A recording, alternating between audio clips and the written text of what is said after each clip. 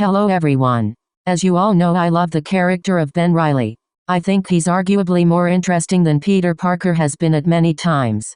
Recently in comics he was brought back as Spider-Man, but after just 19 issues this went south and the character once again became a villain called Chasm. I wanted to go over the events of the storyline and raise a question to you all. So without further ado, let's begin.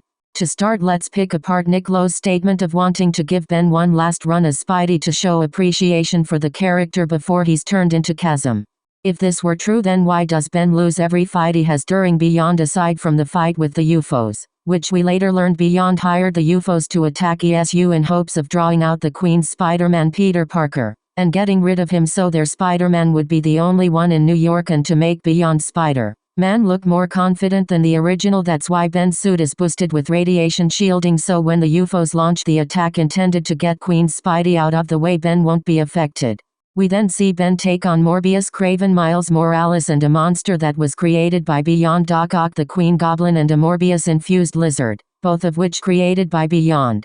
And throughout all these fights Ben is portrayed as a blubbering idiot, as though he has no idea what he's doing. Despite for most of these fights he has Peter's knowledge about these foes. It winds up being Peter who defeats the Queen Goblin and Peter, Misty Knight and Colleen Wing, I believe that's her last name, and Morbius himself to take down the new vampire lizard, while Ben, now stripped of all the memories he used to share with Peter and having his very sense of self crash in on him to the point where he can't even remember Peter's name, to launch an assault on the Beyond leader Maxine Danger. Once there she plays Ben like a fiddle and convinces him that Peter is the one who stole his memories, and she gives Ben a device that according to her will copy the memories from Peter and allow them to be transferred back into Ben.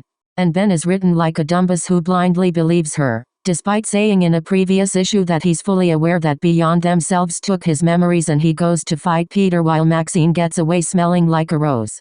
Peter and Ben have a fight where Ben refuses to listen to reason despite Peter constantly telling him they'll find a way to fix Ben's memories, but he shouldn't just blindly trust a Beyond Corporation device because there's no telling what it'll do to Peter if he puts that on his head. They fight some more. Maxine starts a program to wipe away the lower levels of the Beyond building, where Pete and Ben are currently fighting. By filling it with a substance called psychoreactive goo, the building shakes as this floor is getting ready to collapse, and Ben falls into the goo, refusing to save himself because he believes that without his memories he's essentially already dead. We then cut to months later and we see that not only is Ben alive, but he's sporting a brand new purple and black suit. It's just his Spider-Man Beyond suit infused with the psycho goo, and has become a villain going by the name Chasm. Named Chasm because in his own words that's all that's left in his head without his memories. If Lowe's statement about wanting to show respect to the character is true, then why is Ben written as inferior to Peter in every way? Why is he portrayed as being so dumb he can't tell when he's being played? And let's not forget when it's revealed during the storyline that Beyond only wanted Ben Reilly to be Spider-Man because he's more weak-minded and more malleable and controllable than the other two Spider-Man, because he's desperate for approval. So I ask you, how exactly is this storyline showing love and respect to the character of Ben Reilly?